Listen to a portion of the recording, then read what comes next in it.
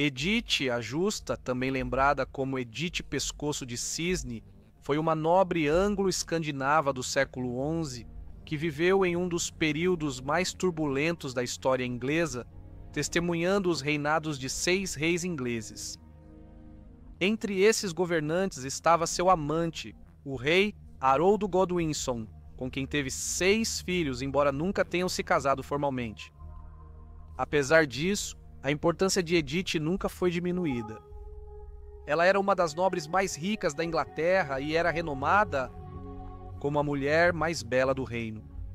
Criada por seu pai, Thorkel, o Alto, um chefe viking e senhor dos lendários Jomsvikings, um grupo de mercenários vikings famosos em toda a Escandinávia, Edith cresceu em um mundo marcado pela guerra e pela selvageria. No entanto, ela manteve uma natureza gentil, ganhando o epíteto de pescoço de cisne ou cisne gentil em inglês antigo. Essa ternura foi profundamente demonstrada quando, após a Batalha de Hastings, ela caminhou pelo campo de batalha repleto de carnificina para identificar o corpo mutilado de Haroldo, garantindo que ele recebesse um enterro digno. Esta é uma história de guerra, amor e lealdade inabalável. Esta é a história de Edith a Justa. Edith a Justa nasceu em 1025 em East Anglia. O pai dela era Thorkel, o Alto, que na época era o Jarl do antigo reino e o governava em nome de seu rei Canuto o Grande.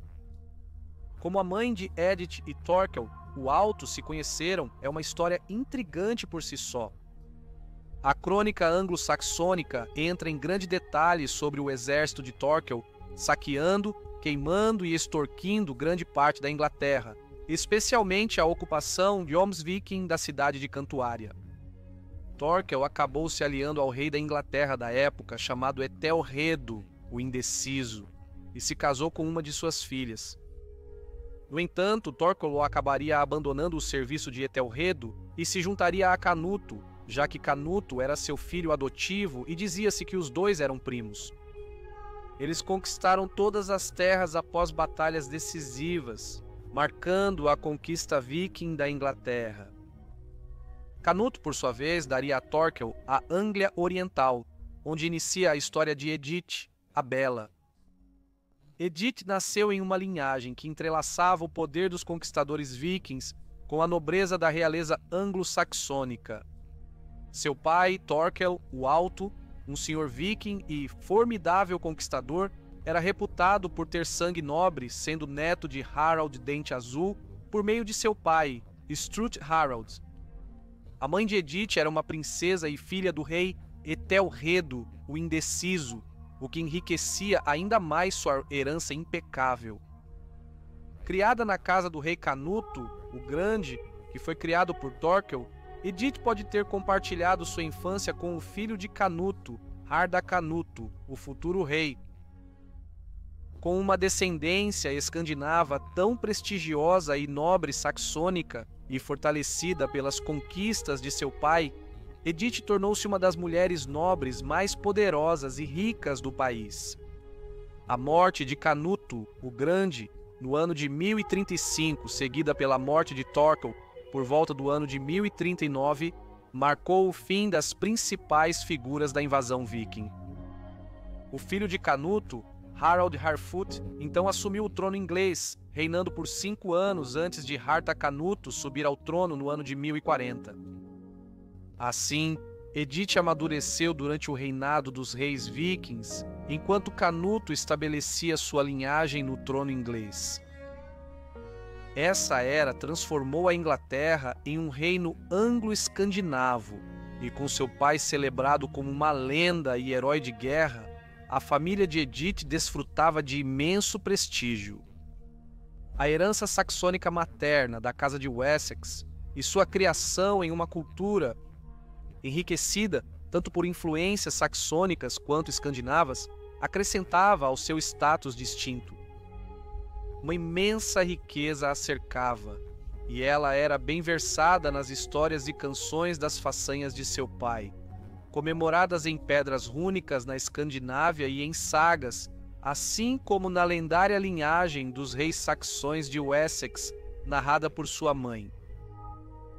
Crescendo nessa sociedade anglo-escandinava e possivelmente influenciada pelas crenças pagãs de seu pai, Edith se tornou uma mulher de grande caráter. Sua beleza lhe rendeu o epíteto de Edith, a Bela, e ela sem dúvida desfrutava do respeito que sua linhagem nobre lhe proporcionava. No entanto, o rei Harthacnut teve um fim prematuro aos 24 anos de idade, envenenado em um banquete de casamento. Morrendo sem filhos, sua morte marcou o fim do reinado dos reis vikings sobre a Inglaterra, e o trono retornou à linhagem saxônica da casa de Wessex, com Eduardo, o Confessor, ascendendo ao trono no ano de 1042. Nessa época, Edith teria cerca de 17 anos, testemunhando a ascensão do quarto rei em sua vida. A terra estava em transição, pois a era dos reis vikings havia terminado, e a influência escandinava sobre a Inglaterra começou a enfraquecer. O rei Eduardo, o Confessor, cansado dos poderosos nobres escandinavos em sua corte, expulsou a mãe e os irmãos de Edith da Inglaterra. Seus irmãos, que antes eram nobres de alto escalão e membros leais da comitiva do rei Ardacanuto, foram forçados ao exílio devido aos temores do rei Eduardo, alimentados por uma carta ameaçadora do rei Magnus, o Bom da Noruega, ameaçando uma invasão.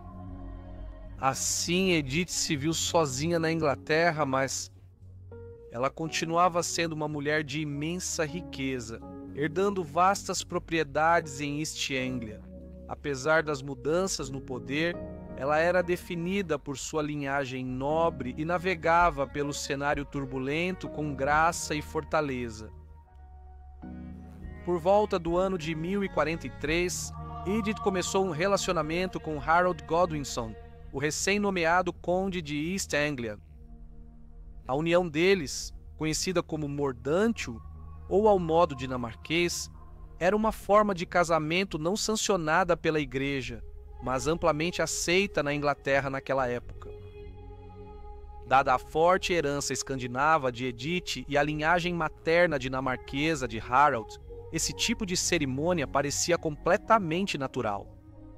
O ritual, frequentemente realizado em um cenário pitoresco, envolvia as mãos do casal sendo amarradas com fitas, uma tradição conhecida como handfasting. Crianças nascidas dessas uniões eram consideradas legítimas. Haroldo provavelmente entrou nesse relacionamento, em parte para garantir apoio em seu novo condado, já que Edith possuía grande parte das terras em East Anglia. Edith, com seu pescoço branco como o de um cisne, uma marca de beleza entre as nobres inglesas, era muito admirada. Uma aristocrata rica, ela tinha seu próprio ourives pessoal e possuía terras e grandes propriedades em Essex e Cambridgeshire, além de residências em Canterbury. O pai dela era um lendário guerreiro viking e herói, enquanto sua mãe era uma princesa saxã, da casa de Wessex. Harold Godwinson também era uma ótima escolha para Edith. Seu pai, Godwin, era o conde de Wessex e o homem mais rico do reino, tendo alcançado destaque durante o reinado dos reis vikings. O conde Godwin exercia uma influência imensa, sendo dito que detinha mais poder do que o próprio rei. A mãe de Harold, Gita Thorkelsdottir, era uma nobre dinamarquesa, o que também dava a Harold sangue escandinavo. Tanto Harold quanto Edith vinham de famílias extremamente ricas, com linhagens impecáveis, tornando sua união perfeita aos olhos de seus contemporâneos. Em 1053, a morte do conde Godwin marcou um ponto de virada, pois Harold o sucedeu como conde de Wessex. Essa ascensão tornou Harold a figura mais poderosa da Inglaterra depois do rei, e consequentemente elevou também o status de Edith. As campanhas bem-sucedidas de Harold no país de Gales posteriormente consolidaram ainda mais seu domínio sobre a região. Edith, ao compartilhar seus triunfos, teria aproveitado a riqueza e os despojos dessas vitórias. No ano de 1065, Harold e Edith já haviam compartilhado 2 décadas juntos, embora sua união não fosse reconhecida pela Igreja. Isso permitia a Harold tomar uma segunda esposa, se a política exigisse. O casal teve pelo menos 6 filhos, sendo 4 homens. Havia Godwin, Edmundo, Magnus e Ulf, e eles tinham 2 filhas, Gita e Gunhild. Apesar do longo relacionamento e dos numerosos filhos, a saúde debilitada do rei Eduardo, o Confessor, criou um imperativo político para Haroldo formalizar um casamento e assim fortalecer sua posição como principal conde da Inglaterra e potencial rei. A nova esposa de Haroldo, chamada Ealdgyth, era filha de Elfgar, o conde da Mércia, e era famosa por sua beleza.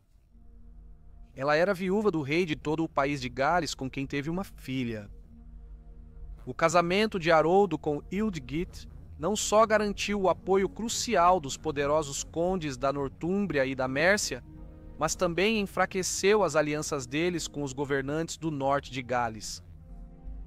Assim, o poder de Haroldo tornou-se ainda mais formidável, embora sua nova esposa tivesse uma posição superior à de Edith, mãe de seus filhos e sua companheira de longa data. No final do ano de 1065, Eduardo, o Confessor, entrou em coma, sem esclarecer sua preferência para a sucessão. Ele morreu em 5 de janeiro do ano de 1066. Ele recuperou a consciência brevemente e confiou o reino à proteção de Haroldo. Quando o Witton se reuniu no dia seguinte, eles escolheram Haroldo para sucedê-lo como rei, e sua coroação ocorreu em 6 de janeiro.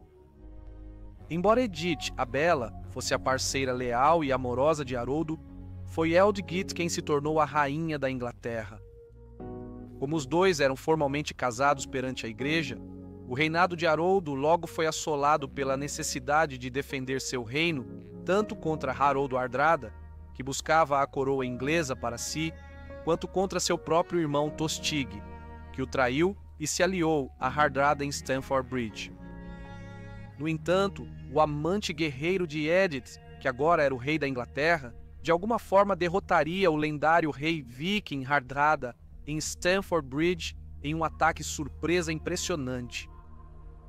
A vitória, no entanto, foi de curta duração, pois uma força normanda sob o comando de Guilherme, o duque da Normandia, estava atravessando o canal e Haroldo Godwinson correu para o sul para repelir o exército. Isso resultaria na Batalha de Hastings em 14 de outubro de 1066. No momento da batalha, a rainha Ealdgyth estava em Londres, mas Edith Swanwick, amante de longa data de Haroldo e mãe de seus 6 filhos, permaneceu próxima a ele. Leal e devotada, ela o acompanhou até a batalha, permanecendo ao seu lado até o fim. Enquanto a batalha continuava, ela esperava perto do campo de batalha em Senlac Hill, ao lado da mãe de Haroldo, Gita. A proximidade de Edith ao campo de batalha demonstrava sua profunda confiança em Haroldo e seu apego inabalável a ele, apesar do fato de que sua ex-esposa Ealdgyth agora tinha posição superior e detinha o título de rainha. O compromisso de Edith com Haroldo se destacava. Mesmo que seu status oficial tivesse sido ofuscado por Ealdgyth, ela permaneceu firme. Sua presença na colina significava um laço emocional profundo e uma coragem que definia as expectativas da época para as mulheres. Ela estava disposta a enfrentar os perigos e as incertezas da guerra por amor e lealdade. A Batalha de Hastings marcou um momento crucial na história inglesa. Apesar da vitória retumbante de Haroldo Godwinson sobre o lendário Haroldo Hardrada em Stamford Bridge, a sorte não sorriu para ele em Hastings. O exército saxão, valente e resiliente, lutou ferozmente e estava à beira da vitória. No entanto, Guilherme, o duque da Normandia, conseguiu virar o jogo e garantiu a vitória. Haroldo, o último rei anglo-saxão da Inglaterra, encontrou seu fim naquele dia fatídico, morto por cavaleiros normandos. Sua morte marcou o fim do domínio anglo-saxão e o início da conquista normanda, deixando Guilherme, o Conquistador, como o novo rei da Inglaterra. A dor de Edith foi imensa. Apesar do caos e da carnificina do campo de batalha, ela permaneceu determinada a encontrar seu amado caído. As cenas ao redor dela teriam sido cheias de horror. O chão coberto pelos corpos de soldados mortos, o ar pesado com o cheiro de sangue e os gritos dos moribundos. Mesmo assim, guiada por seu amor inabalável por Haroldo, ela seguiu em frente sem se deixar abalar pelas cenas e sons horripilantes.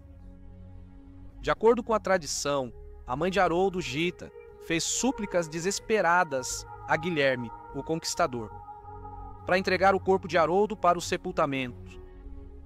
Gita ofereceu o peso de Haroldo em ouro, um resgate digno de um rei, mas o exército normando recusou.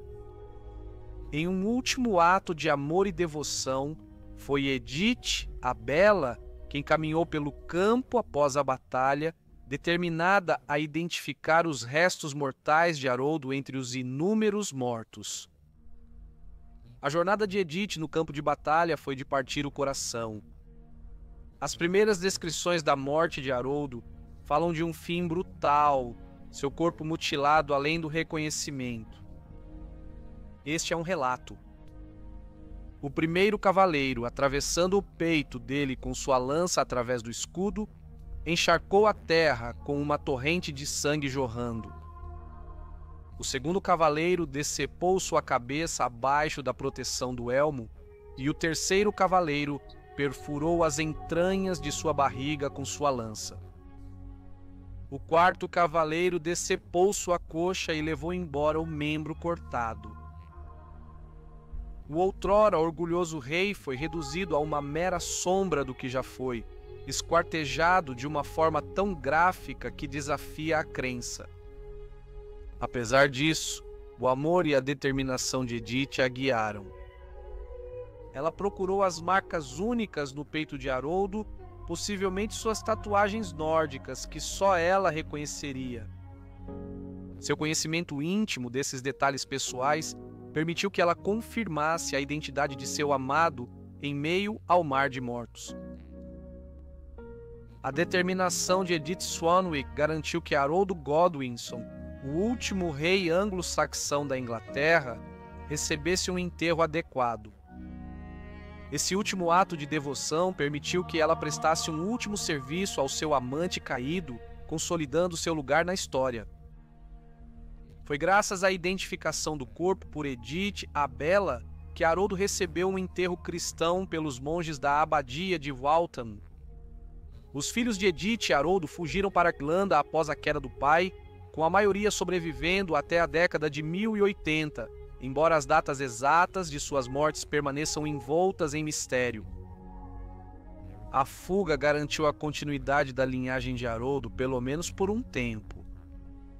O legado de Edith Swanwick é imortalizado, não por grandes monumentos ou extensos registros históricos, mas pelas qualidades atemporais de amor e lealdade.